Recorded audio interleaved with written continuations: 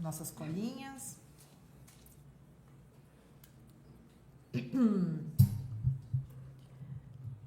Olá, sejam muito bem-vindos à TV CDL. Agora é uma plataforma digital e se fundiu com a Web Rádio, se tornando a primeira emissora focada 100% no varejo. Por aqui você tem uma rádio e TV on demand, com uma grade de programação focada em trazer informações imparciais sobre o comércio, notícias, conteúdos exclusivos do mundo do varejo. A Rádio TV CDL São Paulo conta com um canal de transmissão via streaming, ou seja, você ligado conosco aonde estiver. Hoje estamos inaugurando o nosso estúdio aqui na Avenida Paulista e é com muito entusiasmo que eu passo as saudações iniciais para o nosso presidente da Federação da Câmara dos Dirigentes Lojistas do Estado de São Paulo, Maurício Steinhoff. Obrigado, Ana. Obrigado a todos vocês que participam do início das transmissões da Rádio e TV CDL. Hoje, oficialmente, damos início a essa transmissão. A Rádio e TV CDL nasceu para ser a voz das câmaras de dirigentes lojistas do Estado de São Paulo e do varejo paulista. Para nós, da FCDL São Paulo, da Federação das Câmaras de Dirigentes Lojistas do Estado de São Paulo, é um novo marco de crescimento e fortalecimento. Pretendemos, através da Rádio e TV CDL, levar conhecimento e boas práticas empresariais a todos aqueles que nos ouvem e que nos assistem. Vamos fazer isso através de cursos, de palestras e de entrevistas e de notícias que interessem ao varejo e especialmente à economia. Nós também levaremos junto às autoridades os nossos propósitos, aquilo que queremos e o nosso verdadeiro interesse, que é de colaborar com o crescimento e desenvolvimento do Brasil, o compromisso com o nosso país. Autoridades do Executivo, do Legislativo e do Judiciário serão convidadas a mostrarem seus projetos, as suas ações e ao debate de tudo aquilo que interessa, não só ao varejo, mas para a sociedade em geral. E, claro, naturalmente, levaremos cultura a todos, boa cultura a todos. Agradeço a todos vocês por fazerem parte desse início, dessa programação e participem da nossa rádio, interajam com todos nós, levem dúvidas, levem conhecimento, perguntem, que estamos aqui à disposição de todos vocês. Muito obrigado e vamos ao nosso trabalho. É isso aí. E hoje a nossa pauta é um assunto que está dominando o Brasil nesse momento, que é a tão esperada reforma tributária, que estamos aí aguardando desde a década de 80. E com quem a gente vai conversar hoje, Maurício? Hoje nós vamos conversar com o presidente do Conselho de Administração do SPC Brasil, o Roque Pelizaro. O Roque Pelizaro é uma pessoa que eu conheço há muitos anos, um sujeito muito competente, além da sua formação acadêmica em Direito e em Economia. Ele também foi presidente da Câmara de Dirigentes Lojistas de Curitiba, foi presidente da Federação das Câmaras de Dirigentes Lojistas de Santa Catarina, seguramente a federação mais importante do nosso sistema, foi presidente da nossa Confederação Nacional de Dirigentes Lojistas e atualmente é o presidente do Conselho de Administração do SPC Brasil, que seguramente é o banco de dados mais completo, com informações de pessoas físicas no Brasil, o único banco de dados genuinamente nacional e através do SPC, que na década de 70 nós tivemos aí o fortalecimento e o crescimento do crédito direto ao consumidor. Então, é uma pessoa muito importante, muito capacitada e certamente vai abrilhantar esse primeiro programa que estamos produzindo ainda hoje. Começando com o pé direito. Muito obrigada, Roque. Seja bem-vindo. E conta um pouquinho para a gente, né? Essa reforma foi tão esperada desde a década de 80. E qual será o impacto no dia a dia do empresário, do lojista e do consumidor? Antes de tudo, quero dar os parabéns aí à FCDL aqui de São Paulo pela iniciativa desse meio de comunicação, dessa forma dinâmica que explodiu aí durante a pandemia, né? Principalmente era algo que estava ainda incipiente, esse mecanismo, mas ele realmente explodiu e a FCDL aqui de São Paulo é pioneira nesse segmento agora de comunicação para todas as empresas aí associadas às CDLs aqui do Estado. E como é via web, para o Brasil e para o mundo todo, né? Sim. Não importa onde você esteja. Mas voltando aqui para o tema, a questão da reforma tributária, O país há muito tempo pedia por uma reforma tributária que estabelecesse mais justiça dentro do cenário econômico que a gente vivia e, no mínimo, uma simplificação de tudo que é feito no Brasil. Muitas empresas do exterior vêm para cá e não se instalam devido à complexidade, à dificuldade de compreensão do nosso sistema tributário. E, ao nosso ver, essa reforma, da forma como está sendo aprovada, ela foi aprovada em primeira e segunda votação dentro da Câmara, mas ainda falta o Senado da República se manifestar sobre isso também. Se houver qualquer alteração lá, volta para a Câmara e assim por diante. Mas a tramitação dessa nossa reforma tributária deixou muito a desejar. A sociedade não teve tempo de compreender ela como um todo. Há quem diga que o mercado aceitou muito bem a reforma tributária aprovada na Câmara. Mas a gente tem que entender o que é mercado, né? O primeiro ponto é, se o mercado for o mercado de ações, você tem aí algo já bem mais restrito, onde o sistema financeiro e a indústria têm um peso maior do que o setor de serviços, por exemplo, ou o agro tem dentro do mercado de ações. Mas na economia real, aí no dia a dia, que é o que realmente importa, a gente tem bastante dúvidas sobre as consequências positivas e negativas do texto que aí se apresenta. Nós vemos muitos industriais batendo palma, há uma expectativa de uma redução forte dos tributos da indústria e uma oneração muito grande nos serviços. Mas a sociedade como um todo não discutiu isso. E o cidadão comum, o microempresário, né, as empresas de pequeno porte, elas não entenderam ainda em que situação elas estão colocadas. Se pagarão mais, se pagarão menos, se haverá ainda ou não haverá guerra fiscal entre os estados, porque ficou um jabutizinho ali dentro que permite ainda essa guerra fiscal entre estados e municípios. Nós temos a questão do imposto sobre os espólios, né, nos inventários. Mas existem países em que esse imposto é bastante alto, né, diferente daqui, que em tese seria baixo, que é o ITCMD de hoje.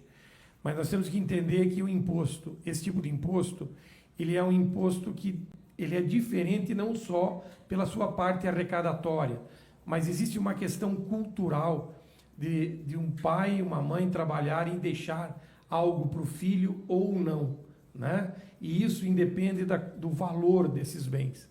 Então, é uma preocupação que a sociedade como um todo ainda tem.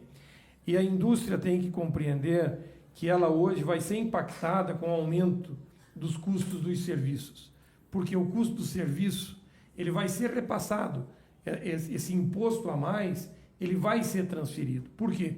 Porque as empresas do setor de serviços, elas têm hoje, na precificação do serviço que prestam, a atual carga tributária. E eles sabem a margem líquida que fica para cada um, para a sua subsistência. E é um mercado extremamente competitivo, diversificado, em que o preço na ponta, ele já traz a menor margem líquida possível. E isso, então, eu aumento o imposto, eu vou ter uma transferência desse imposto para o consumidor desse serviço, que muitas vezes é o consumidor final e muitas vezes não é o consumidor final. Um serviço de contabilidade, por exemplo, a indústria, o comércio e o próprio setor de serviços utiliza isso. Um advogado, uma empresa que presta serviço de limpeza, né? Todos esses setores serão impactados. Telecomunicações, o próprio sistema financeiro vai ser impactado de alguma forma, mas num país em que o sistema financeiro é extremamente concentrado, repassar é muito fácil. O problema é repassar onde você tem um setor muito horizontalizado, né, onde há uma competição real muito mais forte. E para o brasileiro comum, ele não sabe o que vai acontecer com a guia do imposto dele após a aprovação, sanção e o período de interstício dessa mudança, que sempre é para o ano subsequente, ou seja, se for aprovado esse ano, entra em vigor só o início, que é um escalonamento disso ao longo aí de vários anos, mas o início disso acontece no primeiro momento.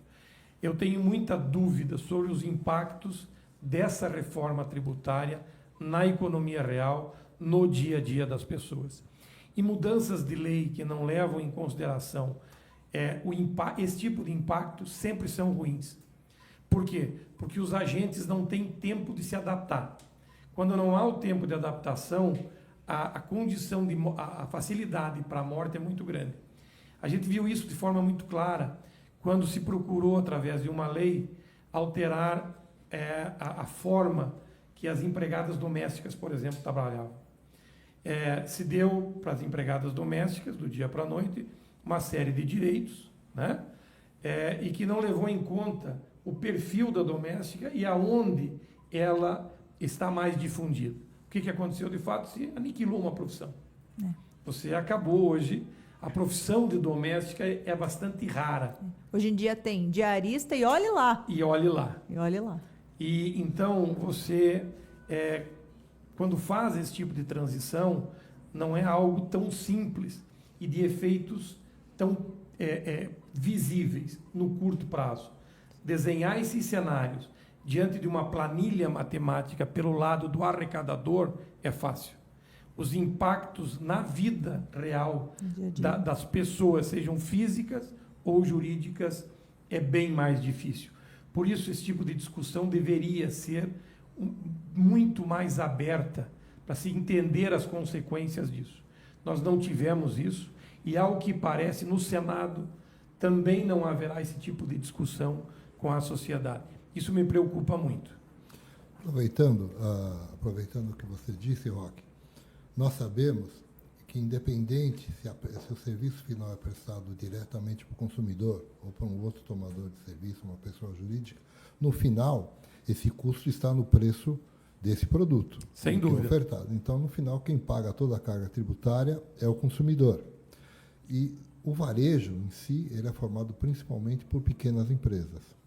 Qual será a dificuldade dessas pequenas empresas em repassar essa carga tributária para o consumidor final em relação ao grande varejo, que está muito mais preparado e com condições melhores de tomar crédito ou de compra? A capacidade de você transferir custos para o consumidor final, ela varia de acordo com a concentração do mercado. Como eu falei antes, o sistema financeiro brasileiro hoje tem uma concentração absurda. Nós estamos praticamente na mão de 5 grandes bancos de varejo no Brasil. Quando você tem esse nível de concentração, repassar é muito fácil, porque você, de um desses grandes bancos, pode repassar porque você sabe que os outros vão repassar também. É uma cultura disseminada. Quando você tem uma concentração média, que é o caso da indústria, você não tem um volume de produtos sendo ofertados, né, pelo setor industrial, da mesma forma como você tem pontos de venda de varejo fornecendo esses produtos. Essa competição, se ela é mais forte ou mais fraca, define a capacidade de transferir. E como todo mundo sabe, o setor mais competitivo do mercado é o setor varejista. É o mais pulverizado, mais horizontalizado. Ao ponto, se falava antigamente que se eu vendesse um copo de água, um copo de vidro desse, o meu concorrente era quem vendia um copo de vidro. Hoje não é mais. O meu concorrente é todo mundo que vende qualquer coisa e disputa o orçamento que a pessoa teria para comprar o copo de vidro com outra coisa. Ou seja, se eu comprei uma gravata, vai me faltar dinheiro para comprar o copo. Então, o meu concorrente não é só do meu segmento, mas de outros segmentos também. Além do que antes, o meu concorrente era quem estava próximo de mim, do outro lado da rua, no mesmo bairro, na mesma cidade pequena. Hoje o meu concorrente está em qualquer lugar do mundo, né? Ele está concorrendo através do e-commerce a partir de qualquer lugar do planeta. Então, o nível de concorrência do varejo, ele é multiproduto e é global, ele não é mais nem local. Por isso, a dificuldade de repasse é muito grande. Agora, saibam que aqueles que não repassarem não vão conhecer o dia seguinte. Porque é um ditado no comércio que quem dá o que tem para vender não sobrevive. Então, a gente tem que vender e ter margem. Já dizia o comandante Rolim, né? Na época da TAM, nada substitui o lucro. As empresas precisam ter lucro para sobreviver e garantir o seu crescimento e a manutenção da sua atividade. Muito bom, legal. Como você, né, nos alertou aqui, né, sobre as mudanças, é uma dúvida. Na opinião do SPC Brasil, qual será o impacto na concessão de crédito? Bastante grande. Porque no crédito, quando você precifica o crédito, você tem custos ali dentro. O primeiro custo é o custo do próprio dinheiro. Então, porque o banco não é dono do dinheiro que empresta. Ninguém é dono do dinheiro que empresta. Você pega de alguém, paga um juro para essa pessoa, né, física ou jurídica, você paga um juro, pega esse dinheiro que você remunera para alguém e coloca a tua margem em cima, o banco coloca a margem dele e vai emprestar. Além dessa margem, que é a diferença entre o juro que ele toma e o juro que ele empresta, né, ele tem três outros fatores importantes. O primeiro é o custo próprio da operação. O banco tem um custo. Ele tem uma agência, tem funcionário, tem contabilidade, tem propaganda, né, marketing, aí na televisão, no rádio, nos jornais, enfim, tudo isso, outdoor, faz, enfim, o marketing dele e os custos internos dele. Você tem o risco que está lá. O risco, qual é o risco? O risco de não receber, que é o risco da inadimplência.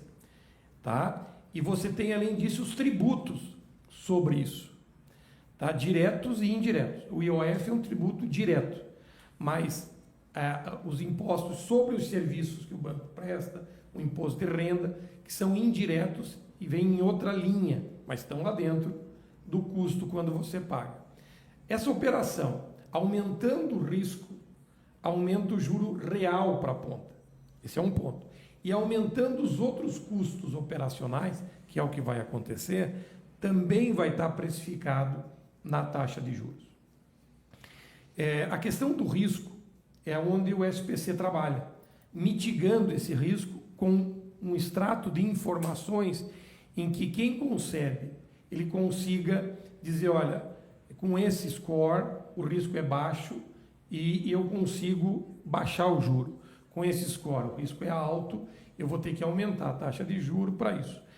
E na questão da reforma tributária, há todo um impacto sobre isso. Por quê? A partir do momento em que a margem líquida de determinado segmento caia, a taxa de riscos para o banco não receber aumenta. Então, o que vai acontecer? O setor de serviços, que vai ser altamente impactado, vai ter um impacto também nas taxas de juro para esse setor. Porque nesse setor a taxa de risco vai aumentar. Além do próprio imposto direto e indireto que o banco, na sua operação, se tiver esse tributo aumentado, ele vai colocar lá. Então, a expectativa na questão dos juros é que para a indústria, a priori, pode haver uma redução de taxa e no serviço e no comércio um aumento na taxa de juros. Sim, legal. Também, né, como a gente conversou aqui, você chegou a comentar sobre o e-commerce, com a reforma em análise foi criada uma medida sobre as compras, né, as taxações de compras internacionais.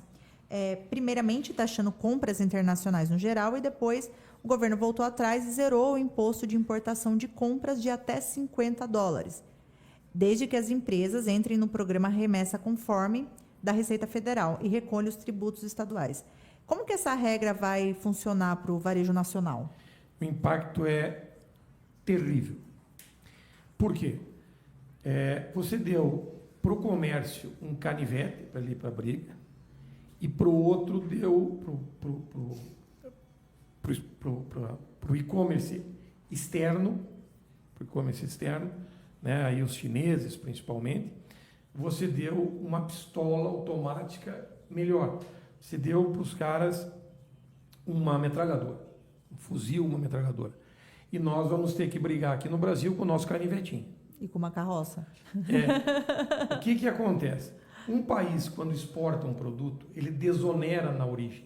O Brasil, quando exporta um produto para o exterior, seja ele manufaturado, um serviço ou um produto, né, do agro, ele exporta esse produto desonerado de imposto. Então, ele não está pagando praticamente imposto nenhum lá na origem. Sim. Quando ele entra aqui, os governos no Brasil e no mundo usam um perfil de imposto que chamam-se impostos regulatórios.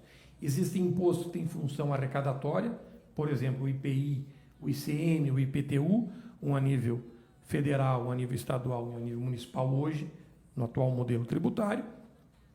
E você tem impostos regulatórios. O imposto regulatório, ele tem a função de como uma torneira, abrir na hora que precisa, fechar na hora que tem necessidade. Então eu tenho, por exemplo, um problema na safra de milho no Brasil, que vai impactar todo um segmento. Vai faltar grãos para produzir proteína animal, etanol. O que os governos fazem? Eles zeram a taxa de importação e que o produto venha desonerado lá de fora e não impacte as cadeias produtivas. Quando nós temos uma superprodução de milho, o que o governo brasileiro de outros países fazem? Eles aumentam o imposto de importação e com isso regulam para que o preço não caia demais no mercado interno e desincentive o produtor a produzir. Esses são os impostos regulatórios, que é o caso do imposto de importação. Então, você traz um produto, permite que uma empresa do exterior venda um produto desonerado na origem e entre desonerado total dentro do Brasil. E o produto vendido por uma empresa brasileira é onerado na origem, todo ele, e onerado na distribuição. Então, eu vou ter um produto muito onerado de imposto aqui dentro e um extremamente desonerado que vem vindo lá de fora. Antigamente, você tinha um custo logístico para isso altíssimo, o que poderia compensar.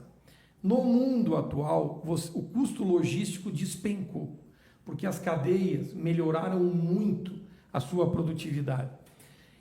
Isso faz com que as pessoas tenham, entre aspas, de forma rápida e barata, acesso a esse produto. E, dado a diferença de preço, qualquer problema de qualidade que você não mediu no produto olhando na tela do teu computador, do teu celular, teu tablet, enfim, isso se paga. Porque daí você vai dar de presente, mas enfim, você perdeu o comércio que vende especificamente aquele produto e perdeu o comércio como um todo, porque lembra quando eu disse que o copo concorre com a gravata? Uhum. Quando você gastou o teu orçamento comprando produtos até $50, lá de fora não sobrou orçamento para comprar mais nada aqui dentro. Então você compete com o todo. E, se não me engano, hoje ou ontem, inclusive saiu uma matéria no Valor Econômico, mostrando isso e mostrando como o mercado de ações já viu isso. Como a perda de volume de venda e de margem do varejo nacional vai ser impactada, precificando as ações para baixo. Foi muito infeliz o governo. Ah, Roque, então você é contra que o consumidor brasileiro tenha acesso a esses produtos até $50? De forma nenhuma. Mas isente também o nacional até $50. Não é justo esse diferencial competitivo. E isso, a pessoa que está comprando, ela saiba que ela vai perder emprego. Ela vai perder renda. Porque nós estamos gerando renda no país de origem disso. É verdade. É isso que vai acontecer. No primeiro momento, no curtíssimo prazo, você está tendo uma vantagem, consumidor. Mas ali na frente, você vai sentir quando você perder o emprego e um chinês, né, um coreano, enfim, estiver empregado. É isso que vai acontecer. O Brasil não está preparado para terceirizar sua indústria. Os Estados Unidos, por exemplo, é um país hoje que terceirizou a sua indústria, ela está fora dos Estados Unidos. Porque é um país que a base econômica é a prestação de serviço. O Brasil desincentiva o serviço quando tributa agora na reforma tributária, ele pega e quer transferir a nossa indústria para fora, no consumo, porque a indústria tem que olhar, porque ela vai perder muito espaço. Quando eu falo em $250, eu estou falando em R$250, uma conta aqui de padeiro, né? R$250 é 20% de um salário mínimo. Vocês vejam como isso é alto, é pesado, né? Então, o Brasil tem que rever isso, tem que rever esse posicionamento, porque é desleal com o comércio. É uma concorrência desleal. Completamente desleal. E isso gera impactos. No curto prazo é muito bonito, muito lindo. No médio e longo prazo, lembre-se sempre, a semeadura é voluntária, a colheita é obrigatória. Outra coisa, Roque, a impressão que nós temos é que as pessoas que criam essas legislações, tomam essas medidas, jamais desceram na calçada para entender como a vida é, como as coisas funcionam, aonde o emprego e renda acontecem. Para que se tome uma decisão fundamentada, você tem que entender toda a cadeia produtiva. Como qualquer varejista sabe que ele tem que entender toda a jornada do seu cliente para saber ter esse cliente fidelizado. Tem que entender e deixar uma jornada bacana. Quem decide isso, a turma do 15º andar, não conhece como o térreo funciona, de verdade. É verdade. E os impactos dessas decisões. Eu lembro, há um tempo atrás, quando se discutia a questão dos produtos essenciais lá em Brasília, que o comércio seria obrigado a trocar o produto essencial, que eram alguns bens como geladeira, fogão, computador, televisor e celular. Se não me engano, eram esses, naquela época. Não, o comércio é obrigado a trocar. Eles têm que entender que o comércio, eu falava naquela época, ele não dá garantia nenhuma. Quem dá garantia é o fabricante. O comércio, só vende. Ele vende e ele é o representante da indústria na relação de consumo. Então, se ele trocar, a indústria tem que trocar para ele. Só que o comércio, primeira coisa, ele é diferente aqui em São Paulo, onde há uma facilidade logística, onde é fácil chegar na casa das pessoas, em geral está muito próximo da indústria. Quando eu falo próximo, não é por estar no estado de São Paulo, é porque a logística aqui funciona muito bem, o Sudeste e Sul. Mas o Brasil não é só Sudeste e Sul, ele tem Norte e Nordeste. Existem cidades no Amazonas em que se precisa de dias de barco para chegar lá. Há cidades no Amazonas em que o comércio não tem 10 geladeiras em estoque, ele tem 2. As cidades no Amazonas, e em qualquer lugar do Brasil, cito aqui porque lá é um dos estados em que eu conheço da dificuldade logística, pela distância e pela estrutura do próprio estado, né? Que os rios são as estradas, em que a geladeira está em estoque há 1, 2 anos, ela já saiu de linha. Como é que eu vou trocar e depois a indústria vai dizer, mas eu não tenho mais? Então são pontos. Um celular, eu não identifico ao pegar um celular na mão se ele foi danificado porque caiu dentro d'água, às vezes que a pessoa seque por fora. Sim. Né? Se ele não tem nenhum impacto, mas caiu de plancha, trincou alguma coisa na placa interna, eu troquei e mando para a indústria vai me dizer, não, mas não foi garantia, isso é outro dano.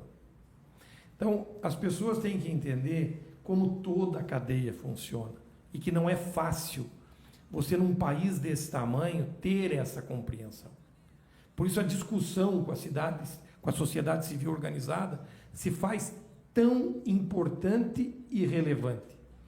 E essa reforma tributária não teve essa discussão. As entidades representativas da sociedade civil organizada não discutiu isso com a devida profundidade.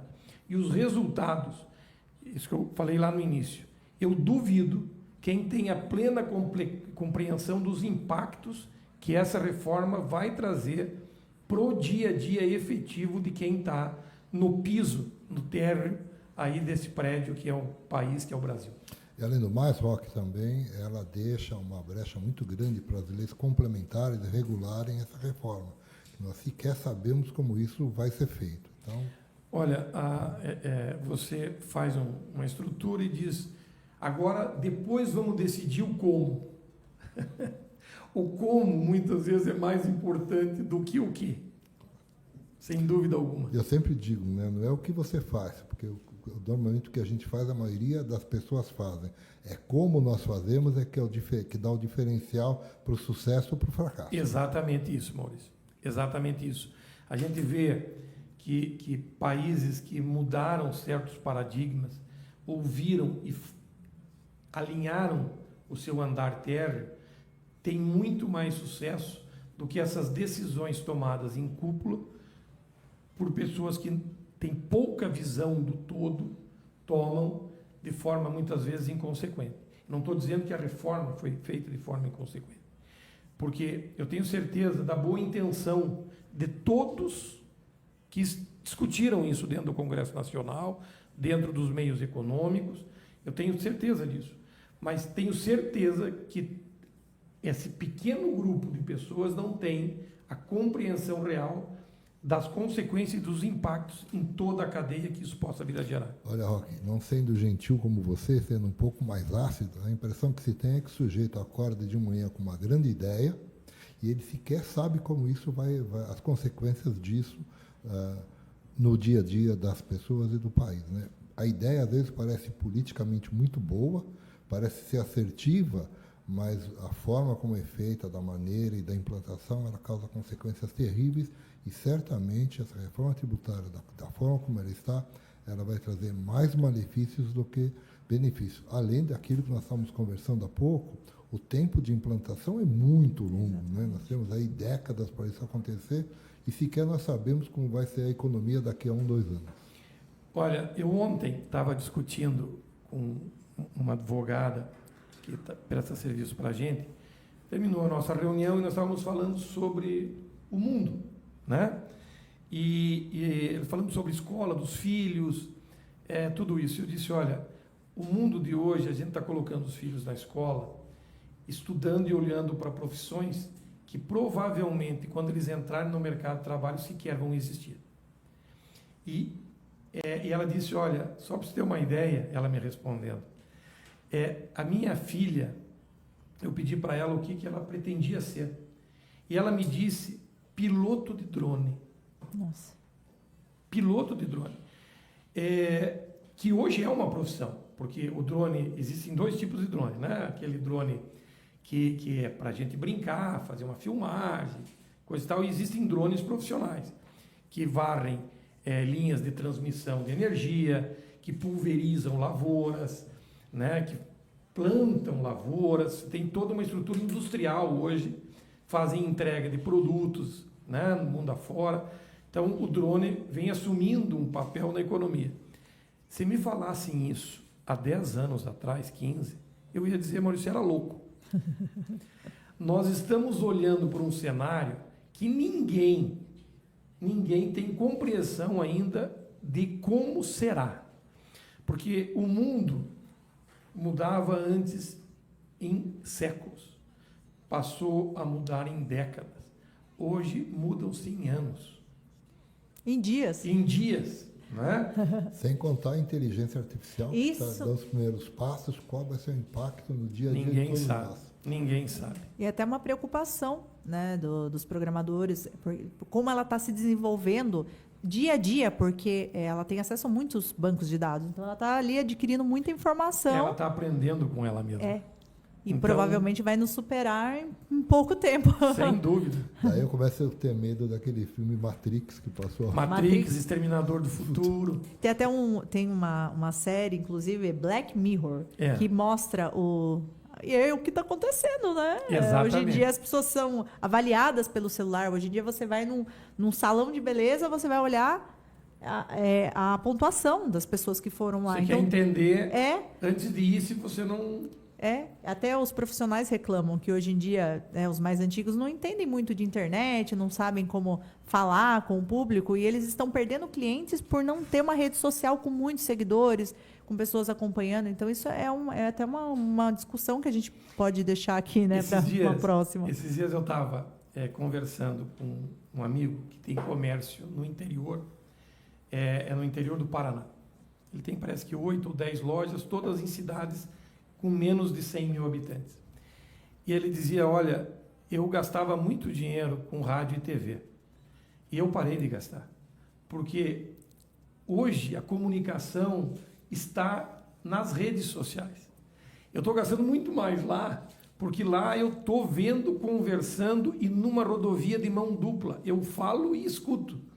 No rádio, na TV e no jornal, eu só falo. Há uma importância grande desses meios de comunicação, mas vem perdendo espaço publicitário muito grande pela essa dificuldade da mão dupla, né? Então, são cenários que podem acontecer ou podem que não. Esses dias eu também estava escutando numa rádio a questão dos 100 anos do rádio no Brasil. Quando saiu a televisão, todo mundo dizia o rádio vai acabar, e não acabou, a televisão está pior que o rádio. Porque o streaming impactou muito mais. E o rádio, ele tá mudando, ele foi para a internet. Hoje em dia você consegue ouvir uma transmissão de rádio pelo YouTube. Sem dúvida. É que o streaming está substituindo a antena, a radiodifusão. Sim. Mas a rádio só mudou o canal, o meio como ela sai. Já a TV, ela tem um outro viés. As pessoas não querem mais comercial em nada. É verdade. Esse é o ponto. As pessoas pagam para não ouvir Você comercial. está assistindo um filme e parar a sequência daquele filme para escutar comercial, as pessoas não querem mais isso. O rádio não. O rádio ele tá ainda, ele tem a função muito de informar, de fazer esse trabalho, de escutar opinião. Sim. E isso é feito hoje dentro do streaming e por radiodifusão. Sim. Você sabe que eu estava escutando o que você estava dizendo, prestando atenção, e me lembrei da primeira vez que eu fui numa NRF, foi no ano de 2000, onde o e-commerce ainda estava, principalmente nos Estados Unidos, no Brasil ainda era incipiente, mas se dizia que o e-commerce iria acabar com as lojas físicas, né? E a gente percebe que não é isso. E até aproveitando o que você disse, é muito da questão cultural, do que as pessoas gostam de fazer. E no Brasil, naquela época, eu me lembro que o levantamento que foi feito no nosso país mostrava que 85% dos brasileiros, na época, tinham prazer de ir a uma loja e fazer compra. Era prazeroso, né, para ele, não era só um ato de compra. Mas as coisas mudam, claro. Eu esses dias também discutindo esse assunto, a gente viu que não só não acabou, mas muita gente que existia só no mundo web veio para o mundo físico. É verdade. Né? Então, porque as pessoas compram por diversos fatores. A compra por necessidade, ela procura preço, procura facilidade, mas a experiência de compra, eu, por exemplo, quando eu preciso de algo, eu olho muito na internet. Mas eu, domingo pela manhã, eu tenho um prazer de levantar e ir num supermercado, caminhar no meio das gôndolas, escolher os produtos, comparar, ler os rótulos, entender, sentir o aroma de uma salada, eu escolher uma carne, eu ir lá, comparar, entender para fazer o meu churrasco. Há um prazer nisso. E a web nunca vai dar.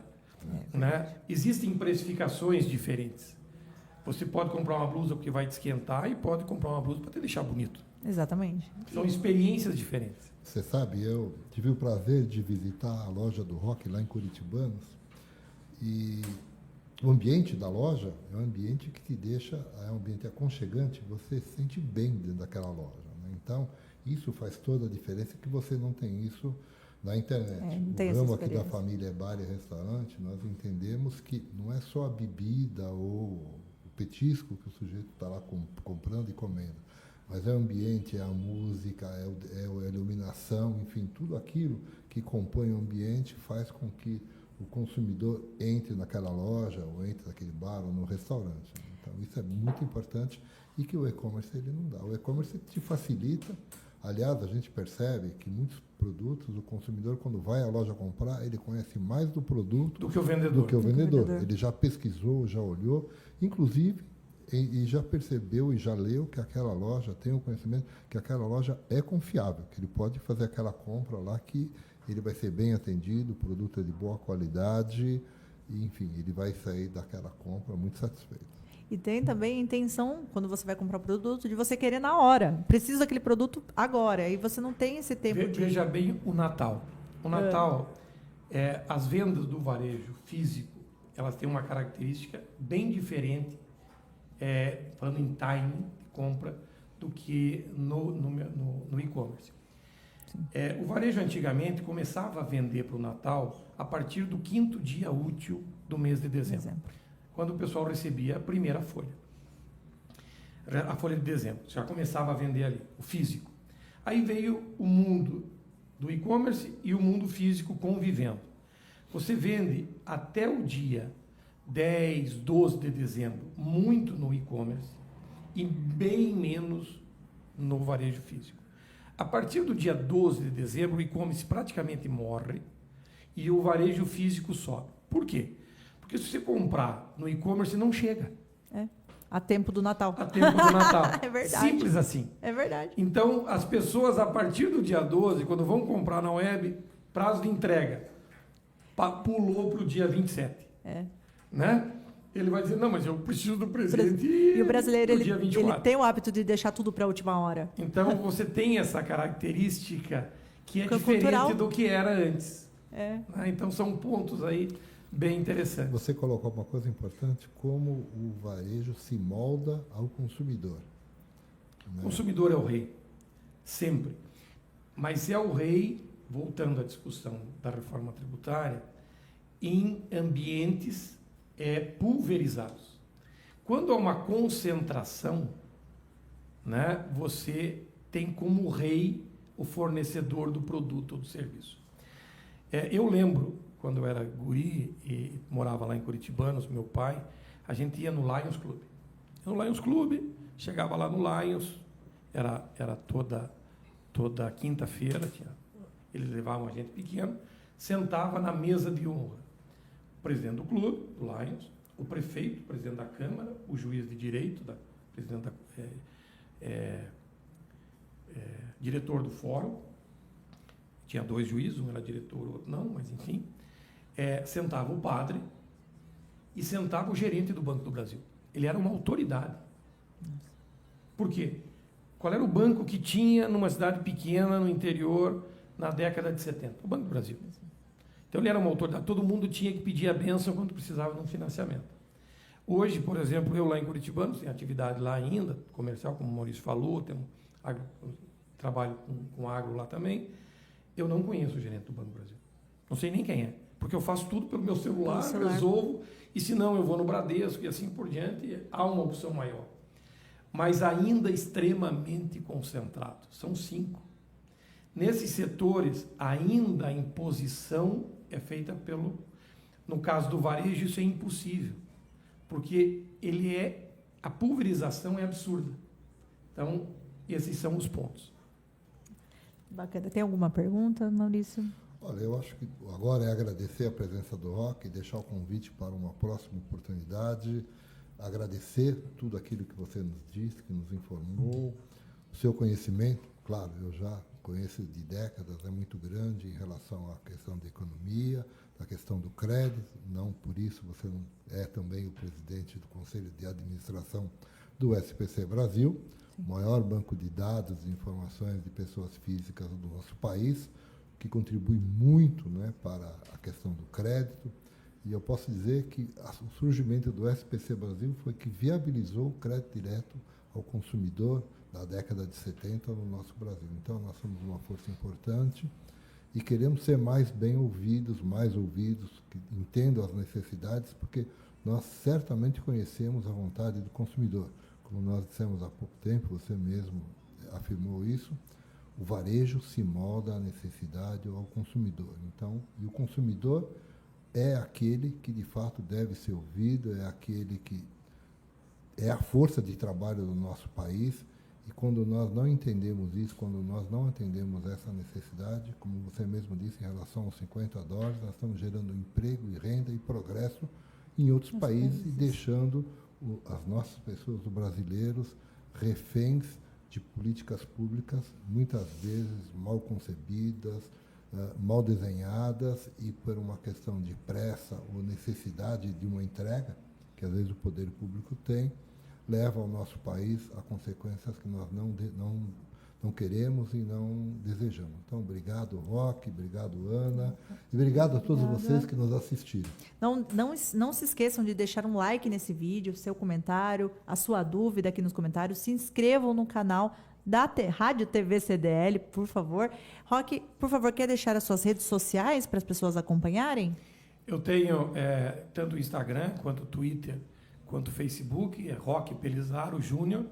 É só colocar ali que você me acha nas três plataformas.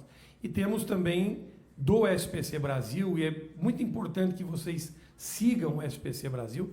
É só pesquisar ali SPC Brasil, você vai ter acesso a isso, porque existem muitas informações interessantes para você, enquanto empresário, enquanto consumidor, para acessar lá. E obrigado, Maurício aí, Ana, pelo convite. É uma honra. E o pessoal me chama de chato. Chato é aquele cara que você diz, aparece lá em casa, ele vai.